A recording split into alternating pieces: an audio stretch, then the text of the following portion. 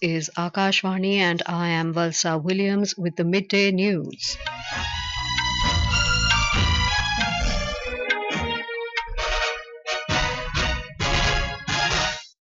The headlines.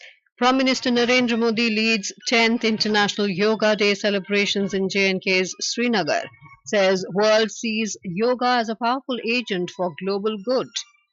Yoga enthusiasts celebrate Yoga Day with fanfare across the world.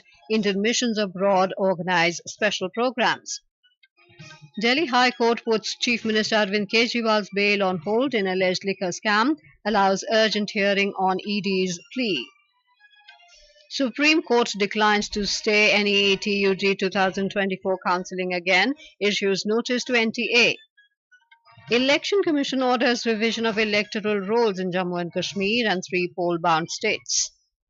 In tennis, India's Ankita Raina to take on Susan Bandecchi of Switzerland in the women's singles quarter-final of WTA Veneto Open in Italy this evening.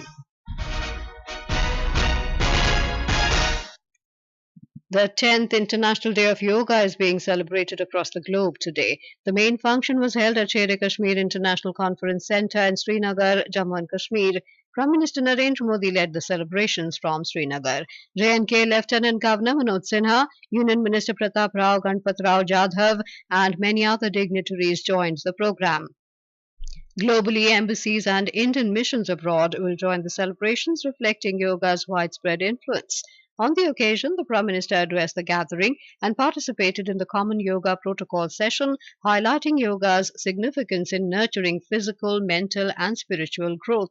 He underlined that the number of people practicing yoga is growing worldwide and its utility is also being recognized by the people. He stated that there is barely any world leader who has not discussed yoga during his interactions.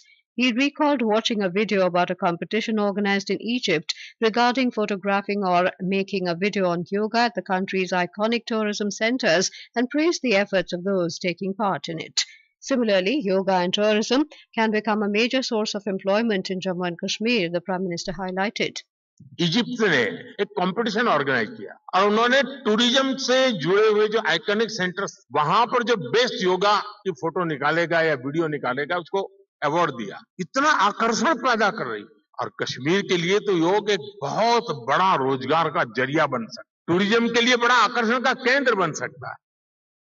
On expansion of yoga in the last 10 years, the Prime Minister talked about a new yoga economy and mentioned the growing attraction for yoga tourism and people's desire to visit India to learn authentic yoga. He also mentioned yoga retreats, resorts, dedicated facilities for yoga at airports and hotels, yoga apparel and equipment, personal yoga trainers. He said all these developments are creating new avenues of employment for the youth. Talking about the theme of this year's International Yoga Day, Yoga for Self and Society, PM Modi said the world is looking at yoga as a powerful agent of global good and it enables us to live in the present without the baggage of the past. President Draupadi Murmu has extended her greetings to the global community, especially fellow citizens of India, on the occasion of the 10th International Yoga Day today. In a social media post, the president said, yoga is India's unique gift to humanity. She added, in view of rising lifestyle-related problems, yoga has become far more important today. As the world celebrates International Day of Yoga today, union ministers and officials across the country performed yoga to emphasize the importance of wellness and mindfulness. Defence Minister Rajnath Singh participated in a yoga program with Indian Seva Jawans at Strike Corps 1 in Mathura. He did yoga with golf ground military officers and soldiers. Information and Broadcasting Minister Ashwini Vaishnav along with Information and Broadcasting Ministry Secretary Sanjay Jaju performed yoga at Lodhi Garden. Talking to media following the yoga session, Mr. Vaishnav said, विश्व भर में योग प्रेमी योग का अभ्यास कर अपने स्वयं के जीवन में और अपने समाज के जीवन में एक पॉजिटिव एक सकारात्मक चेंज ला रहे हैं. आज इंटरनेशनल योग डे के दिन मैं सभी को शुभकामनाएं देता हूं और जिन सभी साथियों ने आज योग का अभ्यास किया उन सबके जीवन में सकारात्मक चेंज आए. Minister of Health J.P. Nadda participated in a mass yoga demonstration at Yamuna Sports Complex. He said under the leadership of Prime Minister Narendra Modi, yoga has reached every corner of the world.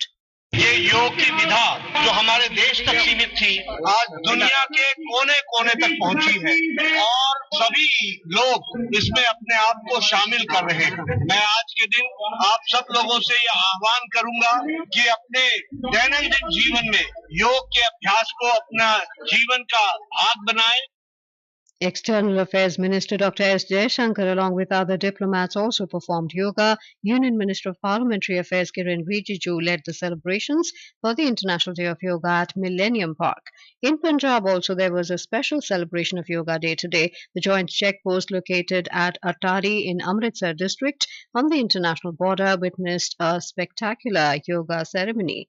In Tamil Nadu, Governor R.N. Ravi participated in the yoga celebration at Coimbatore. Union Minister of State for Information and Broadcasting, Dr. L. Murugan, also performed yoga at Coimbatore. International Yoga Day is being celebrated across the world with enthusiasm and fanfare. In Bangladesh, the High Commission of India organized a grand yoga event at Shahid Sohrawardi Indoor Stadium, Mirpur, in Dhaka. Dubai residents embraced wellness with over 150 people participating in the International Day of Yoga celebrations held at Dusitani, Dubai, organized by the Art of Living Foundation. The event, part of global celebrations marking the 10th International Day of Yoga, highlighted the growing popularity of yoga in the UAE and its diverse, health-conscious community. In Sri Lanka, International Day of Yoga is being observed at the historic Gal Fort. The Consulate General of India at Hambantota has made arrangements for the celebrations at the UNESCO World Heritage Site at Gal. This is Akashvani giving you the news. For quick news updates round the clock, follow us on our Twitter handle at AIR News Alerts. New criminal laws, namely Bharatiya Nyaya Samhita 2023, Bharatiya Nagrik Suraksha Samhita 2023 and Bharatiya Sakshya Adhiniyam 2023 will come into force from the 1st of July 2024. To know about the new criminal laws, you can download NCRB Sankalan of Criminal Laws mobile app from Play Store or App Store. This app serves as a comprehensive guide providing complete information about the new criminal laws at one place. Welcome back to the midday news. Akashvani News has been recognized as one of the most trusted news brands in India. A recent survey conducted by the Reuters Institute for the Study of Journalism, Oxford University, has confirmed Akashvani News' preeminent position in the nation's media landscape. Released as part of the Digital News Report 2024, this annual publication revealed that Akashvani News received a trust score significantly higher than that of other prominent media houses in the country. Reacting to this remarkable feat, Prasar Bharati Chairman Navneet Kumar Sehgal called it a validation of the unwavering commitment of Akashvani News to broadcasting the truth under all circumstances. All India Radio has found number one place in terms of trust in all these countries. So I congratulate all employees, officers and workers of All India Radio. Also I congratulate the listeners who have reposed such faith in All India Radio. We at Prasar Bharati, we believe in Bharosa Sach. We say only truth and we broadcast only truth. And I wish all of us will work together to keep that promise and keep that trust.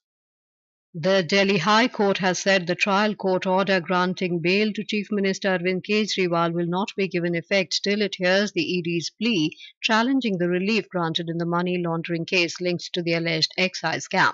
The Enforcement Directorate mentioned its plea challenging the trial court order for an urgent hearing before a bench of Justices Sudhir Kumar Jain and Ravinder Jadeja. The bench said the case file will come to it shortly and thereafter it will hear the matter. The High Court said till then the trial court order will not be acted upon. Delhi's Rouse Avenue Court had granted Kejriwal bail on a bond of 1 lakh rupees. The Supreme Court today declined to hold the NEET-UG 2024 counselling process again and sent a notice to the National Testing Agency. The court clubbed new pleas with existing petitions and set a hearing date for the 8th of July. This decision comes amid ongoing legal challenges regarding the NEET-UG examination. The Election Commission has directed for the updation of electoral rolls in Jammu and Kashmir. The 1st of next month will be the qualifying date. With this, preparations for J&K Assembly elections will be initiated. The Commission has also initiated the preparations for forthcoming Assembly polls in Haryana, Maharashtra and Jharkhand. The updation of the electoral rolls in these states will also start with the 1st of July as the qualifying date. The term of the existing assemblies of Haryana and Maharashtra are going to end in November this year, while in Jharkhand it will end in January this year. Bangladesh Prime Minister Sheikh Hasina will arrive in New Delhi this evening on a two-day visit to India. This will be the first incoming bilateral state visit after the formation of the new government in India. Sheikh Hasina was among the international leaders who attended the swearing-in ceremony of Prime Minister Narendra Modi at the Union Council of Ministers earlier this month. Her visit is on the invitation of Prime Minister Modi. On the first day of her visit today, she will hold a meeting with External Affairs Minister Dr. S. Jaishankar. A report. Bangladesh is a key component of India's neighborhood first policy, and the bilateral relations between the two nations have touched new heights in recent years. The two countries have cooperation in the areas including trade, commerce, security, energy, science and technology, and defense. This visit is expected to further strengthen the ties between the two nations. Tomorrow, the Bangladesh Prime Minister will hold a bilateral meeting with Prime Minister Narendra Modi, and agreements between the two countries will be exchanged in different fields. She will also call on President Draupadi Murmu and Vice President Jagdeep Dhankar. A ceremonial reception will also be accorded to Sheikh Hasina at Rashtrapati Bhavan tomorrow morning. With Divakar, Durgesh Padoria, Akashvani News, Delhi. Union Minister of State for Defence Sanjay Seth today reviewed the security measures at the Indian water borders. After the yoga program at Arichal Munai Rameshwaram today, the minister travelled by a hovercraft to the Indian borders. He also visited the Mandapam camp at Rameshwaram and held a discussion with the authorities. He also paid respects to the national flag at the last Indian post at Rameshwaram. The Indian Meteorological Department IMD has predicted heavy to very heavy rainfall over Kerala, coastal and south interior, Karnataka, Konkan, Goa during the next 5 days. IMD said a cyclonic circulation is likely over northeast Assam and neighbourhood, and under its influence, widespread light to moderate rainfall is expected in Arunachal Pradesh, Assam and Meghalaya, Nagaland, Manipur, Mizoram and Tripura and Sub-Himalayan West Bengal during the next 5 days. Talking to Akashvani News, scientist in IMD Somasen Roy said heatwave conditions are very likely in isolated pockets of West Uttar Pradesh till Monday and in Jammu division till the 25th of June. Every year, June the 21st is marked as the day of the summer solstice in the northern hemisphere of the world. The solstices, which mark the changing of seasons, occur twice a year and indicate the year's shortest and longest daylight hours, depending on the hemisphere in which one is located, during which the length of day and night differ significantly. In tennis, India's Ankita Raina will take on Susan Bandecchi of Switzerland in the women's singles quarterfinal of the WTA Veneto Open tournament in Gaiba, Italy this evening. Earlier on Wednesday, Ankita defeated Irina Bara of Romania 6-2 to 6-6-0 in the pre-quarters. The Veneto Open is a WTA 125 level professional women's tennis tournament. In T20 Cricket World Cup, England will face South Africa, Darren Sammy, National Cricket Stadium, Gross Islet, St. Lucia this evening in their Super 8 clash. The match will start at 8 p.m. IST.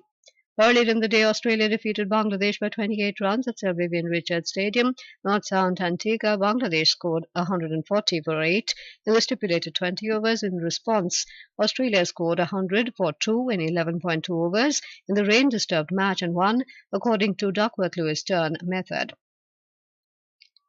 Australia pacer Pat Cummins becomes the first player to take a hat-trick in T20 World Cup and finished with 3 for 29 against Bangladesh in the Super 8's clash. And now, before we end the bulletin, the headlines once again. Prime Minister Narendra Modi leads 10th International Yoga Day celebrations in J&K's Srinagar, says world sees yoga as a powerful agent for global good. Yoga enthusiasts celebrate Yoga Day with fanfare across the world. Indian missions abroad organize special programs. Delhi High Court puts Chief Minister Arvind Kejriwal's bail on hold in alleged liquor scam, allows urgent hearing on ED's plea. Supreme Court declines to stay NEET-UG 2024 counselling again issues notice to NTA. Election Commission orders revision of electoral rolls in Jammu and Kashmir and 3 poll-bound states. In tennis, India's Ankita Raina to take on Susan Bandecchi of Switzerland in women's singles quarterfinal of WTA Veneto Open in Italy this evening. And with that, we end the midday news. नमस्कार